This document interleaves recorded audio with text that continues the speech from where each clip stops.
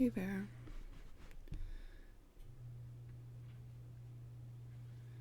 Just do some Palo Santo before we get going.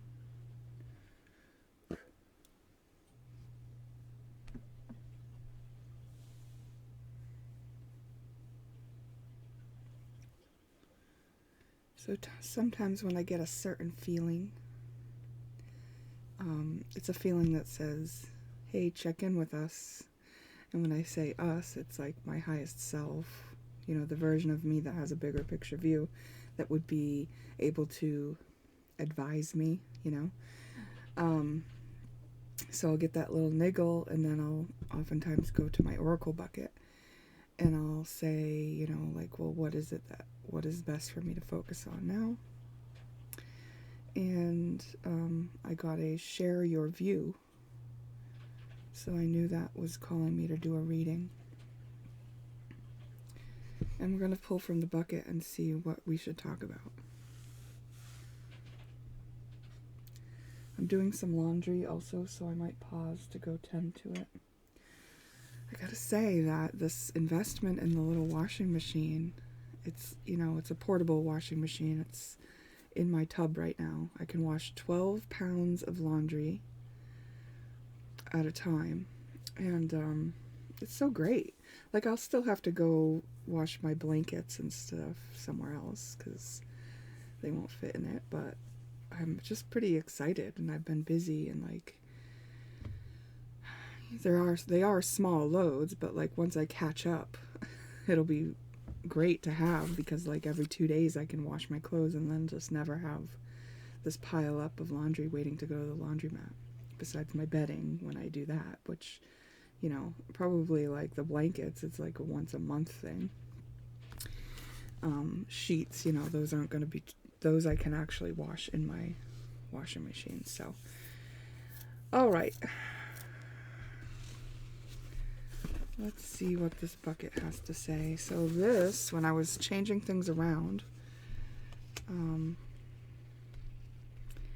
I found this. I took my curtain down, and there was this under it. The assistance, it was wet, right? You can see it's dried now, but it was like the assistance fell by the wayside. It's just interesting. So I'll put it back in the bucket if it doesn't correlate to anything we're going to talk about, but let's see. I mean, as far as assistance goes, like the tools that we have, when someone else can give you insight, all of that's so helpful. I think it's like important that we have other resources to find information and guidance and reassurance and all that. But like, I do think it's also important that we are sovereign and that we trust ourselves and that we learn that we can validate ourselves and that we can get this information from within.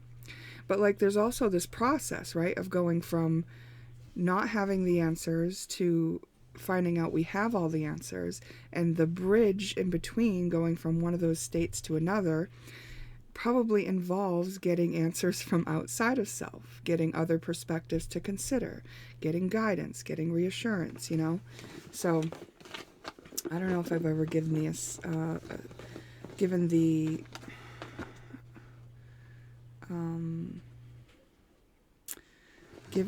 what's the word? Why is it escaping me? Impression that I don't think it's okay to count on other people or ask other people for help or stuff. But if I have given that impression, it's probably definitely because of my own bias and my own reluctance to ask for help. I'm not one who likes to ask for help, and I've known that is definitely a result of me, you know, just like going from a state of victimization earlier on in my life when the need for help was actually used against me, and I suffered at the hands of anyone who I did get help from. And the price that I paid was a lot bigger than what I thought I was bargaining for, you know what I mean? Like there's a lot of subtle things that I don't actually feel like going into it and picking it apart right now. These are things that you would typically find in dysfunctional relating patterns, right? So anyway, so that did cause me to want to be sovereign, but that's good, right? Like, because I needed to stand up and get out of victimhood and know that I could stand on my own 2 feet and fend for myself. But I have recognized that, there is a point of being too independent. No, I don't know about, like, that interdependence is ideal, right? That we are able to depend on someone when we need them. That is a good thing. Like, because we are pack animals. We are community of humans, and what one person is good at, another one might not be. So it's good that we would be able to work together on things, Self-sufficiency is great, but like connection with self-sufficiency, that's really good.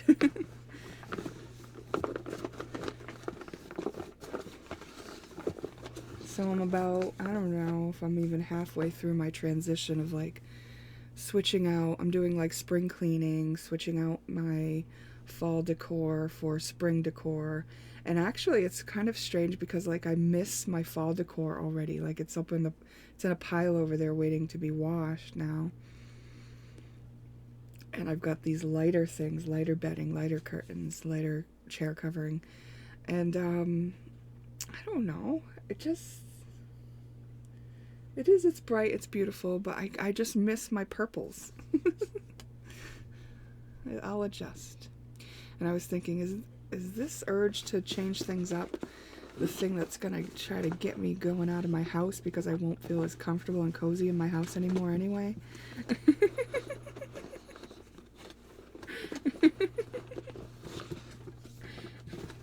Because I've had this goal of just like being more interactive with life and getting out there and meeting new people and doing things that are fun, but I just haven't done it. Like, I know I want to, I know I will, but I just haven't yet. I'm very content at home, I am content alone. I like my own company. I'm never bored. I'm always learning something new. I'm always reading a symbolism or a synchronicity, or like even just watching Atlantis on the Roku channel has been really entertaining for me because it's dealing with the mythologies, and I just really like it. It feels like a little bit of like a home. I've really always very much resonated with the mythologies of mostly Greek mythology. And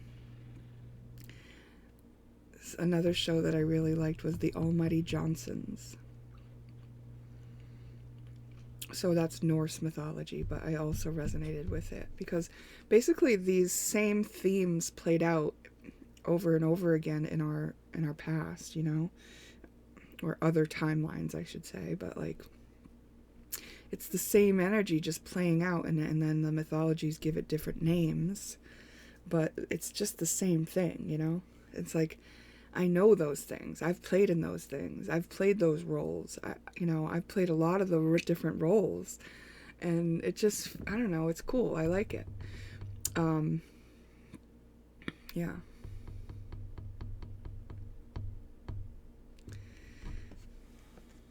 Okay, distortion.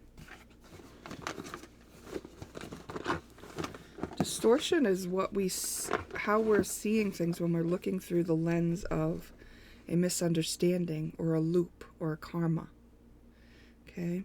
And the 9th house is the house that represents higher learning, wisdom, long distance travel, or the mythologies.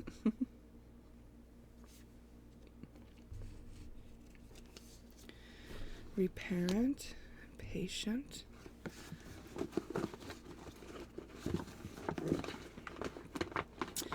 So I made a comment on an Instagram post, and it was, I don't know if you've noticed this trend of babies being wrapped like in a straitjacket pajama thing for sleep.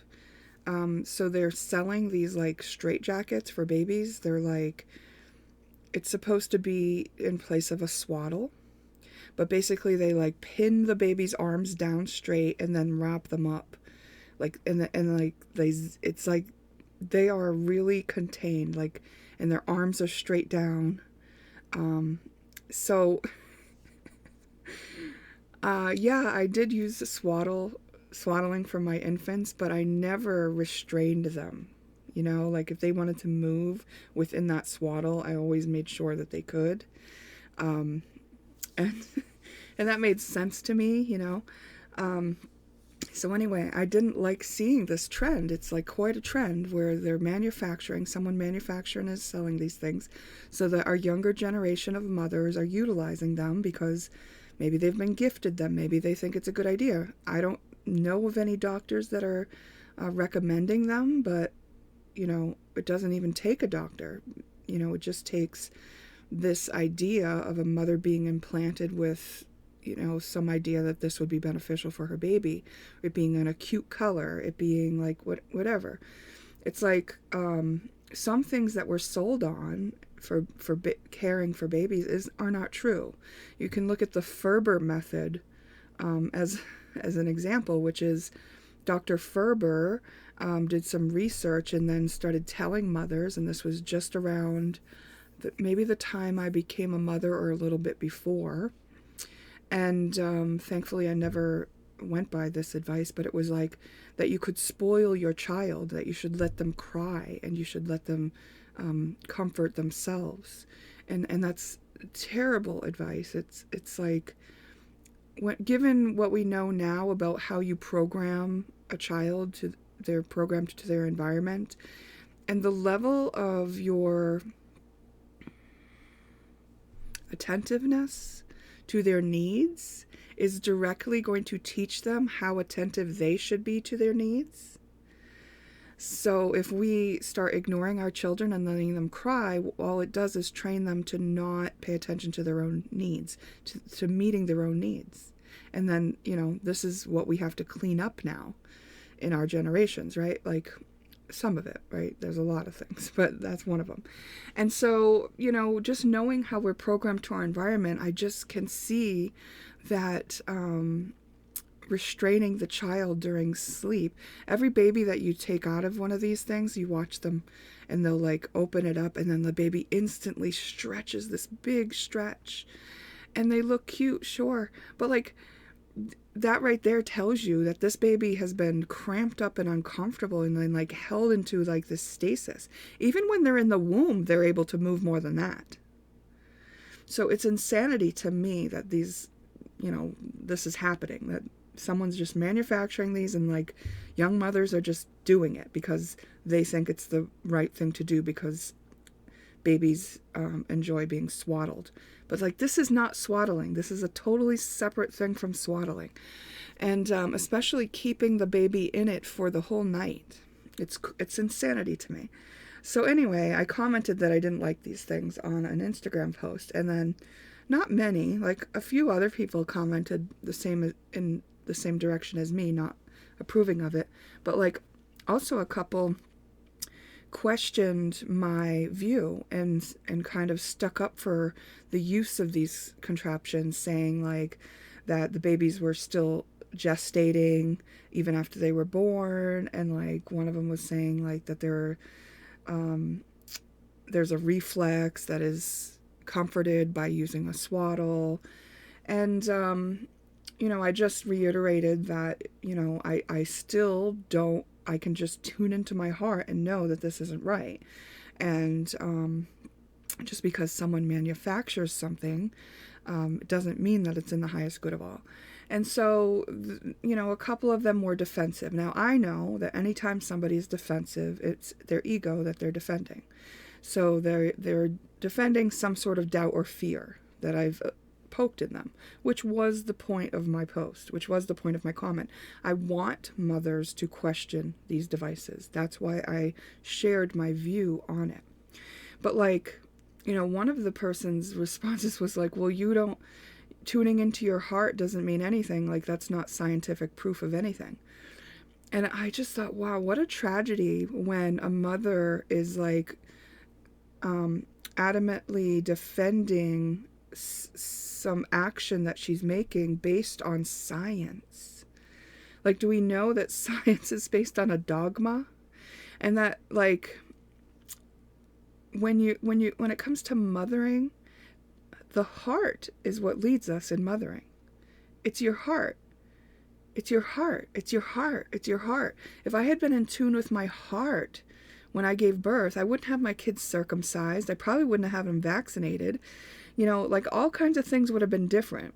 Like science doesn't have anything on a mother's heart.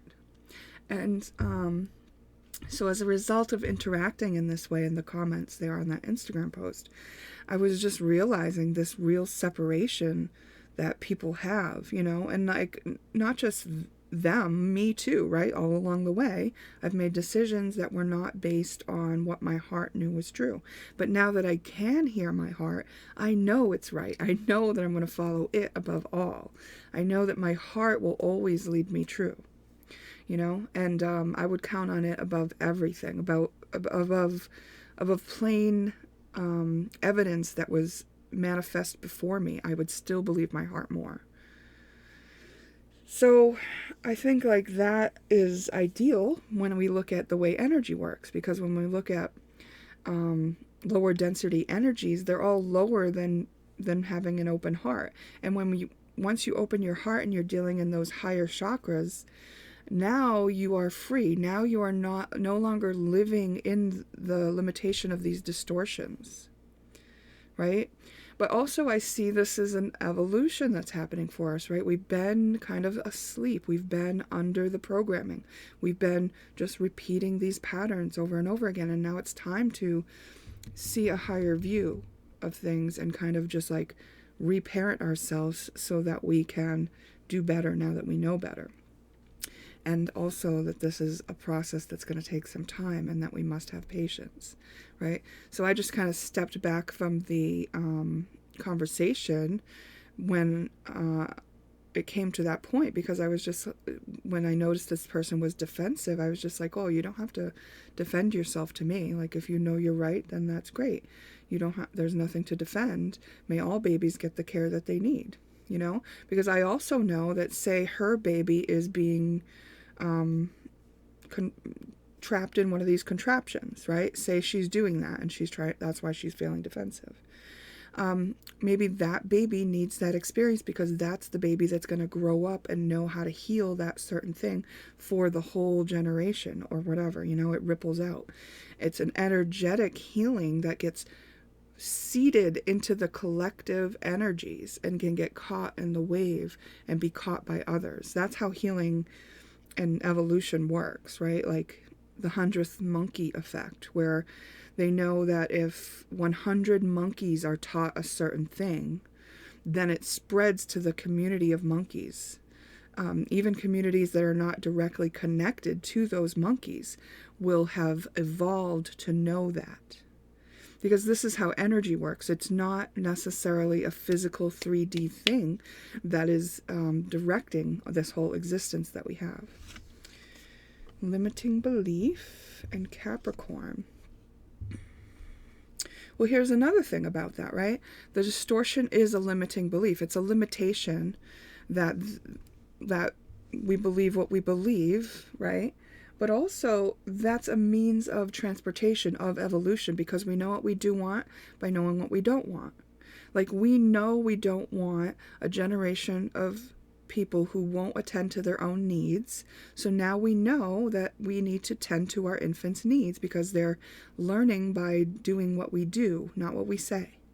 So if we don't tend to their needs, then they don't tend to their needs. Now, all of a sudden, the structures in our society are collapsing because we can't hold them up anymore, which, on the one hand, is part of our evolution, right? But we really want to make this a comfortable transition. The Capricorn is structure. It keeps structure. And so there's a certain amount of change that needs to happen, you know, incrementally. But what we do see happening now in the next year or two is a tremendous amount of change that will be happening, and it will be happening through the crumbling of our structures. And we already see it with our banking and our medical industry, and probably schools are going to go, and anything that's not built on truth is going to crumble so that we can rebuild it in the truth. So this is something that we're all going to need to do our part with. This is something where, what does it stand on? It stands on us, and us being an example of it, right? So like, my feeling on that moment was like, there was a little bit of a feeling of like, dang, there's just like a whole generation of people who would just never believe what I'm saying if I were to tell them that you should listen to your heart. And so it's like, wow, that's so scary in a moment. But also, it's not on me, right?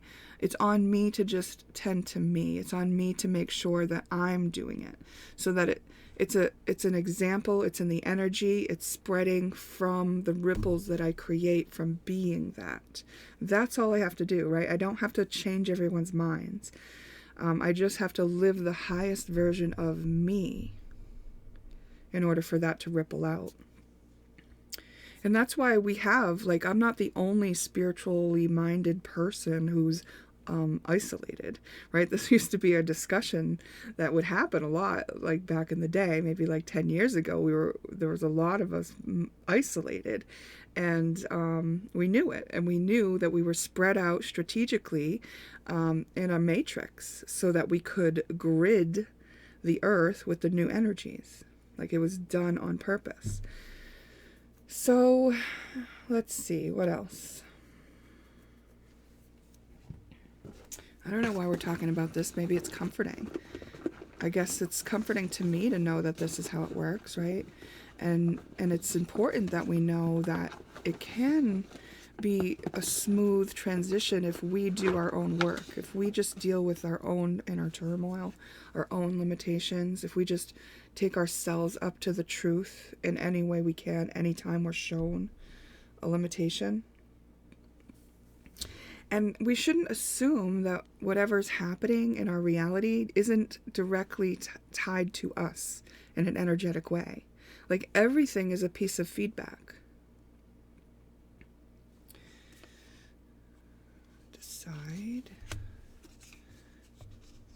Decide to live in the truth.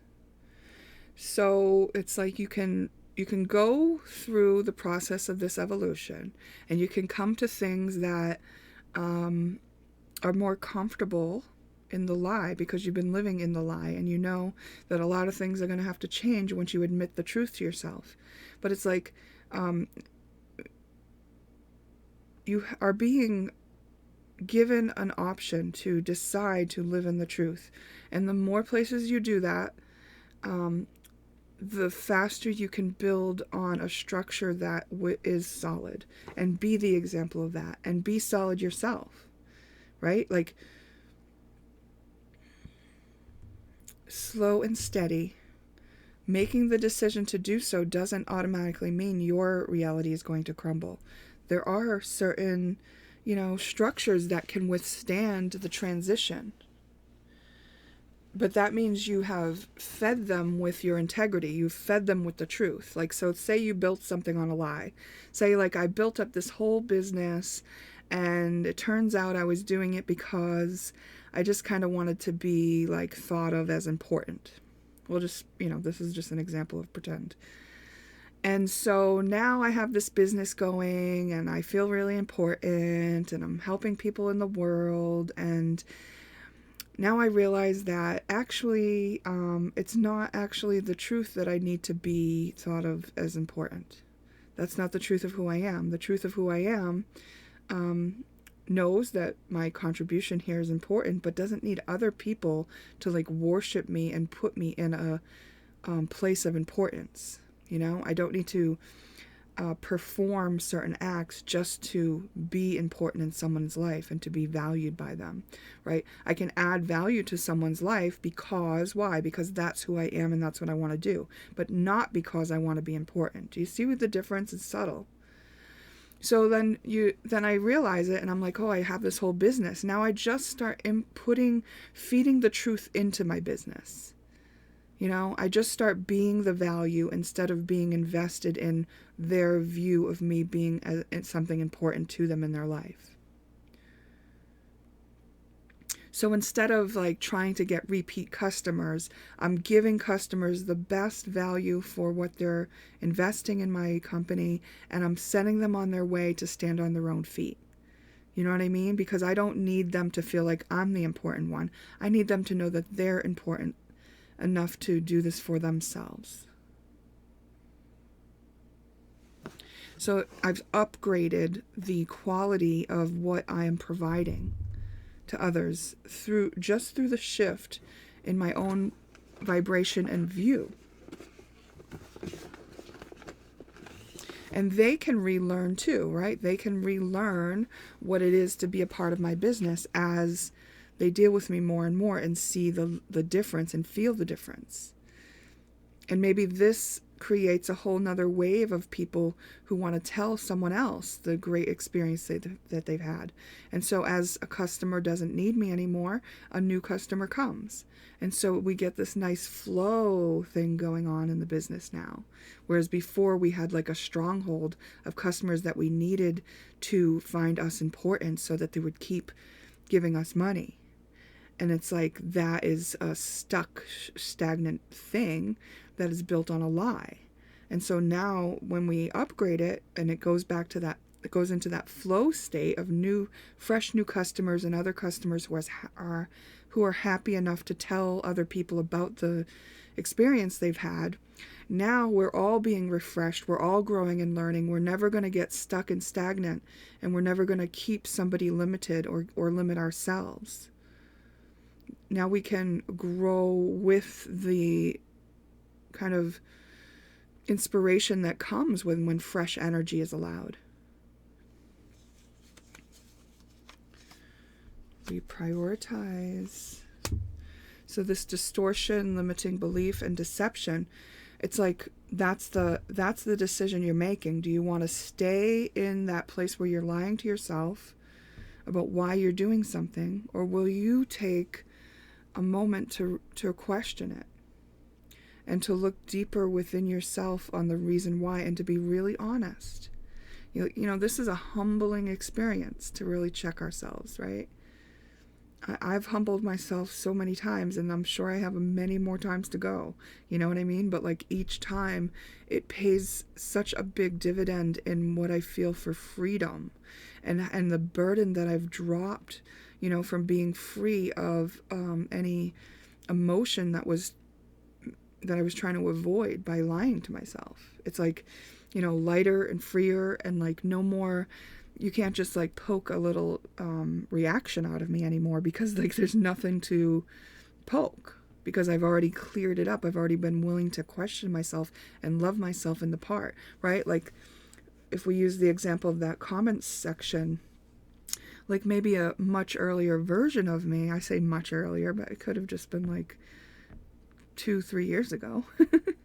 An earlier version of me may have been wanting to like convince these people that we're wrong, right? But this version of me knows that there's a divine orchestration here, and maybe that is the right path for them. If they're on it and they're not asking me for advice on how to transition out of it, then they must be doing what they need to do, right? Because like the weight of the world isn't on my shoulders. I just have to do my part. And yes, sometimes that is interjecting an opinion that is contrary to what the majority in that area are thinking or doing. But I am strong enough now to stand in the truth, in my truth, and know that I have a right to my truth, even if it's not everyone else's truth. It's okay. So it would have been a lie for me to tell myself that I needed them to understand me or agree with me. You know what I mean? Like that's not true for me anymore. I'm free.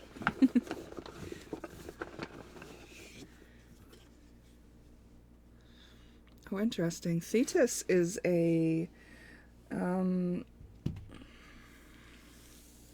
An asteroid that's signifying a character from mythology who is a shapeshifter and also it has an investment in things being balanced and fair. Let's see, I'm just kind of feeling into it and seeing what the addition is for this reading of that. So Thetis, with this shapeshifter energy, you can deceive yourself by trying to fit in. Shapeshifter is a fitting in. I'm going to fit in. I'm going to be what I need to be in this situation. You can use that in your highest good. But authenticity, I think, trumps that, right? Like, I think authenticity trumps that. So you might be really good at fitting into where you are and like reading the room and being what energy needs to be in that space, right? And if I was doing that in that comment section, I might not have shared my contrary opinion, and I wouldn't have put that ripple of truth, my truth, out there. And these are young mothers, that are doing this. So like, if one young mother is in touch with her heart and she reads the comment of somebody saying, "Ooh, I don't think this is a good idea," and she starts questioning what she's doing, that's a good thing. It's ultimately up to her to make the decision for herself, what is best. But the fact that this share of some information could cause her to even like take that moment to inquire, right? Which we know is what sets us free from everything.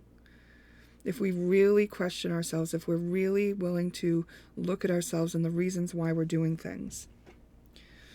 And what was I starting to say before? And not dismiss things as like just coincidence or one-off kind of deals. It's not like, oh, that was a coincidence. No, everything is correlated. Everything is synchronistic. Every symbol of anything in your life represents something that is significant to you and your energy. Some of this stuff is stuff that we are specifically cleaning up from our own experiences in other lifetimes.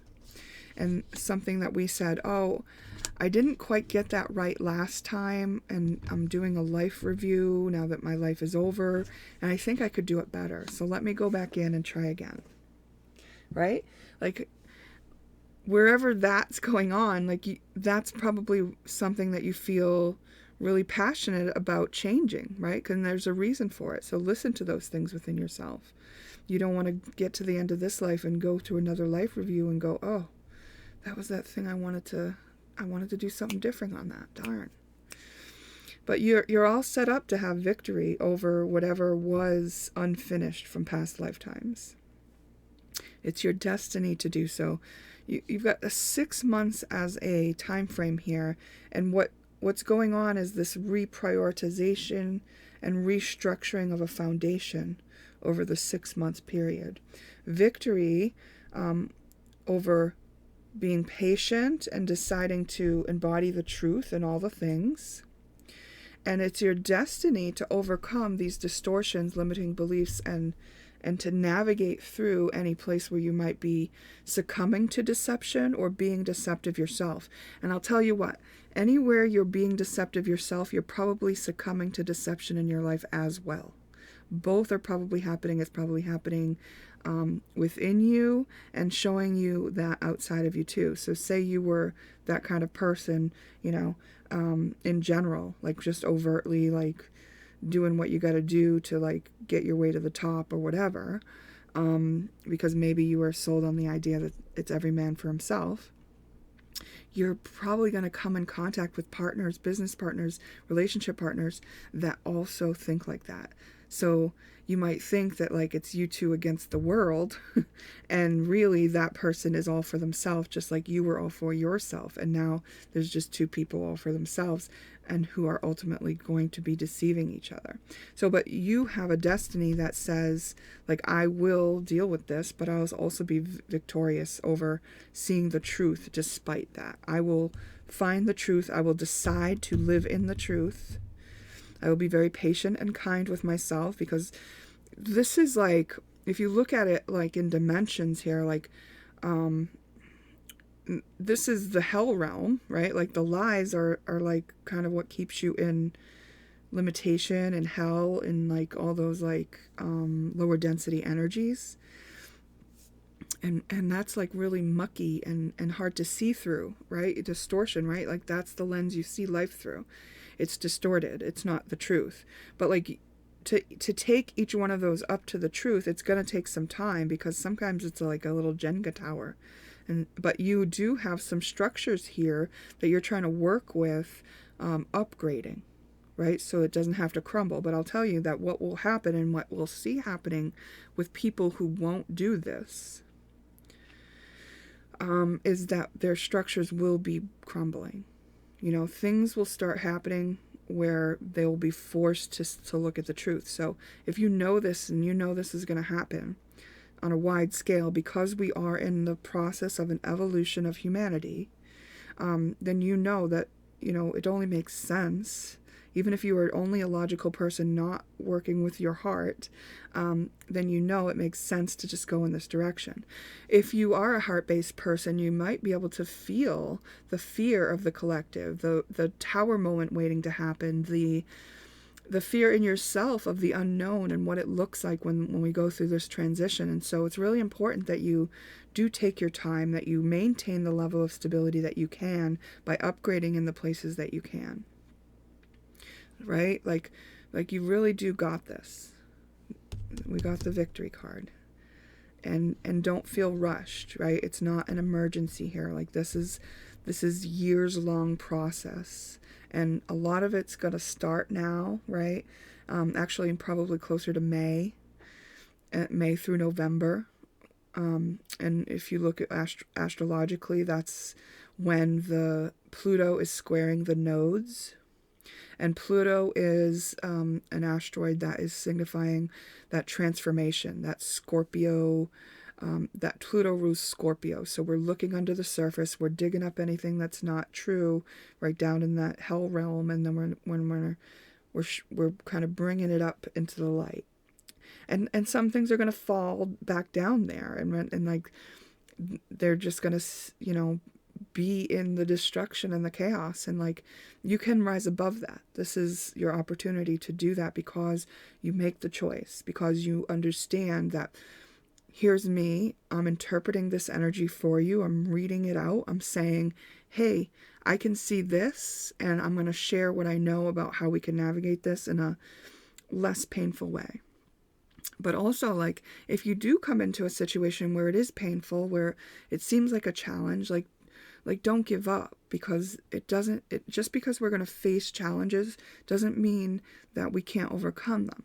Like, it is our destiny to overcome them. We do have this. Like, it's just that it's a process. It's just that, like, slow and steady really does win the race. It's like a quick fix is not worth it, because like, I'm not taking any shortcuts in my own spiritual journey this time. Probably in other lifetimes I have. A shortcut for me would be like taking like magic mushrooms, or, you know, stuff like that, and like, or acid or whatever. Like, and I'm not saying it's wrong or bad if anyone's doing that. I have taken ayahuasca once, but like, I'm not really like trying to advance my spiritual wisdoms through any means other than literally like trudging through the mud, my own mud, and like bringing myself back up to the mountain every time.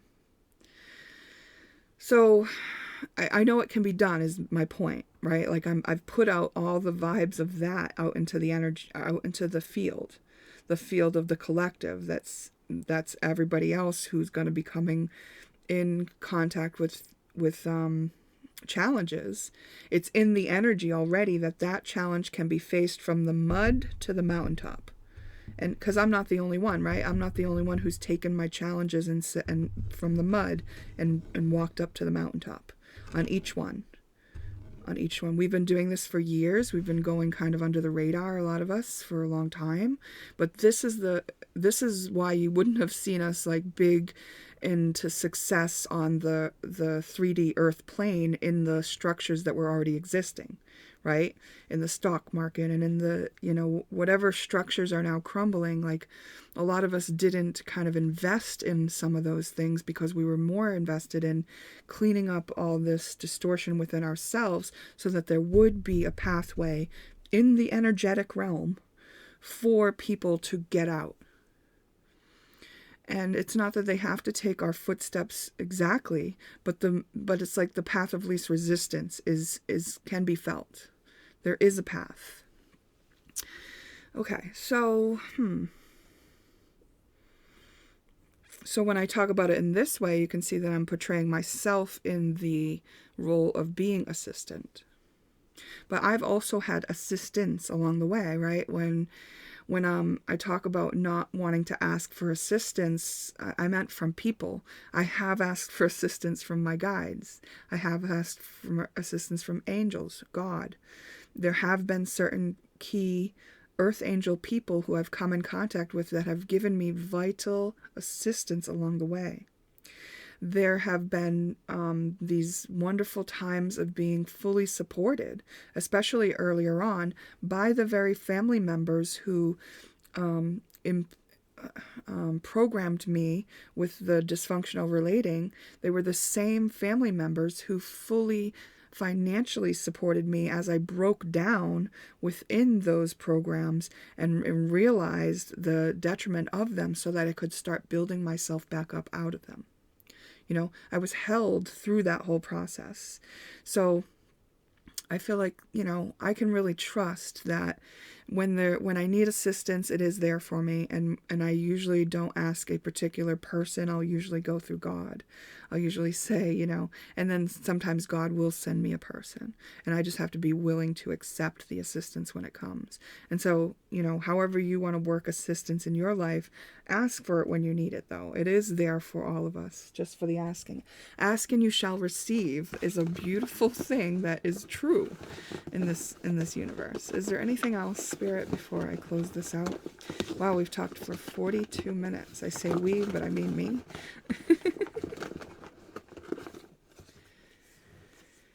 5 years. So when we have patience here and victory, we're looking at a process, right? And it's interesting because in recent videos, I've talked a lot about a soul contract that I had.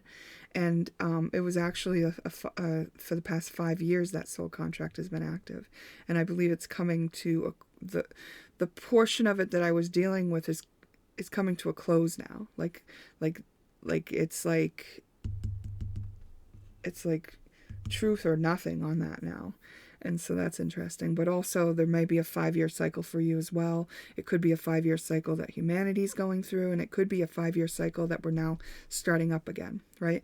Because life and energy is happening in cycles. Like, this evolution is coming about as a result of a much larger cycle that's been happening on Earth over years. So, but the topics that I'm touching on here will put that in the time frame of 5 years, even though time doesn't exist, only on this realm. All right. Do you know what I mean when I say time doesn't exist? I wonder. So that's not, I don't think that's something I've actually explained or talked about, but basically, we've got the third dimension, which is our matter and this like 3D world here where we can see things materialized into a structure that's very dense, right? And then that's where time exists. We've used time to compartmentalize and increment and break up the perspective of this place we're in, right? And if you bring your consciousness up into the fourth dimension, now time no longer exists. So this is when you see that you could look at the clock and that minute could feel like it's lasting for like 3 minutes. or, you could just like, that's where you end up seeing all those synchronicities, like 11:11 on the clock, or 2:22, or whatever that is, right? All the symbolisms become apparent to you when you're in the fourth dimension's consciousness. And to step into the fourth dimension, what you probably first realize is that you're a victim. You're a victim to a bunch of patterns.